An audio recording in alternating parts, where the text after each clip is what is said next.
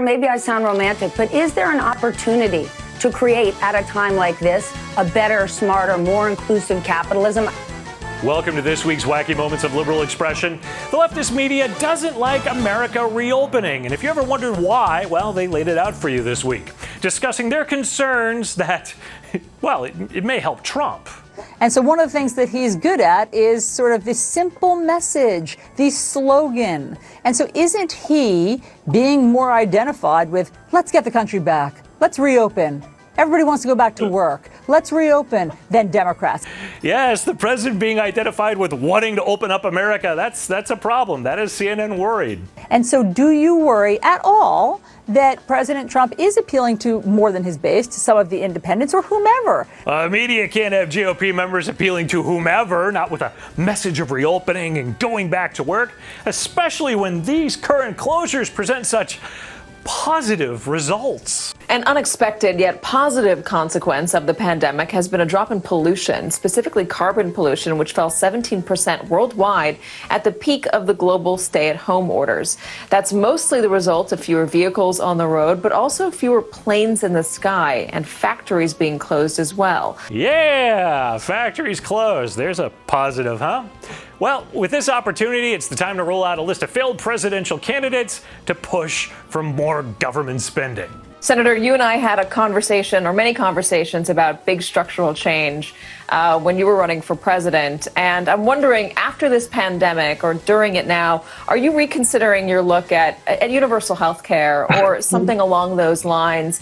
Those sort of proposals that were big and bold during the presidential campaign that got put a bit on the back burner, do you think that they have are you looking at them differently today?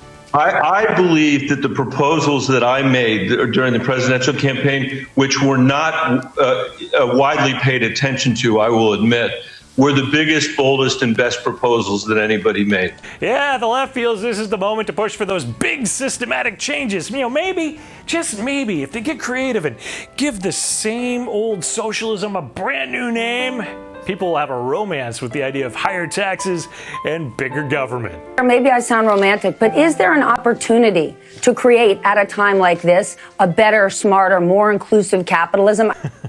I'm sure Bernie just loves a more inclusive capitalism because it's definitely not socialism. And what better time to ram it through than after you've killed capital by forcing businesses to shut down? You know, Stephanie, if there is any silver lining in this horrible moment in American history, it is, I think, the belief that we take a deep breath and we ask ourselves, how did we get to where we are and where do we want to go when this pandemic is over? The leftists see a lot of silver linings in this shutdown. Now, one thing that they refused to see was the Mississippi church that was torched after it legally challenged its state's closure restrictions. Challenging its restrictions on public gatherings.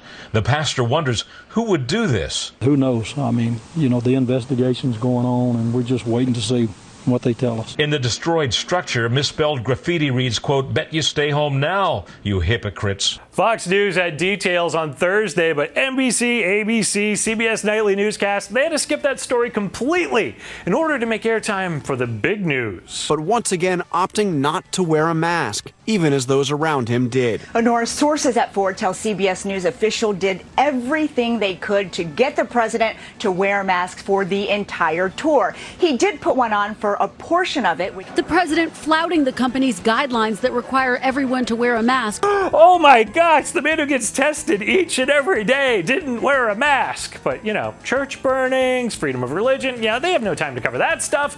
They have to cover the president's mask habits and what medications he's taking, especially if someone can be insulting about it.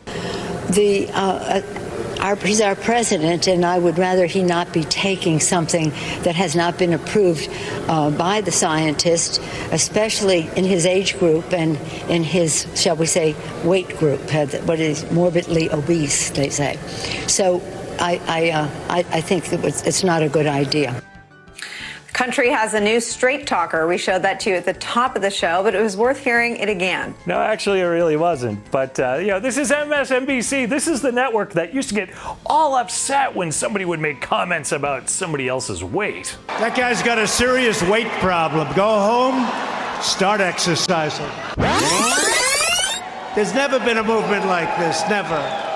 Our movement is built on love, and it is. When a movement built on love involves shaming other people over their weight, I don't really know what to say. Oh, not even a year ago. Joe didn't even know what to say, but suddenly he's found his words. Especially if you're like Donald Trump, and you have all these challenges. I mean, he's old. He is overweight. He certainly does. He's at least would fit into the obese category. It's always okay for them to say and do these things. But, if you want to, do things like talk about Obamagate. Obamagate is essentially a new birtherism. It's essentially a shorthand for trying to be opposed to Barack Obama on every single front because he is a black president. I think this plays into the part of Trump's base that does harbor discriminatory feelings towards black and brown people. Of course, Serlina Maxwell believes you are racist if you want to talk about that. But, every time you talk about something she doesn't like every week, you're racist. That's absolutely right, Rev. I think essentially what I hear when I hear Trump or anyone else articulate that there is something called Obamagate, I hear them saying he's black. You could discuss the substance of the scandal, but, just play the race card instead. That's the entire argument at MSNBC. That's nearly the entire time we have here. I'm Eric Shiner for MRC TV. Thanks for watching. Please check out the hats, t-shirts, magnets, and mugs available at the MRC store. Watch the videos at mrctv.org and like and share the videos on YouTube and Facebook. We'll see you again with some more leftist media wackiness next week.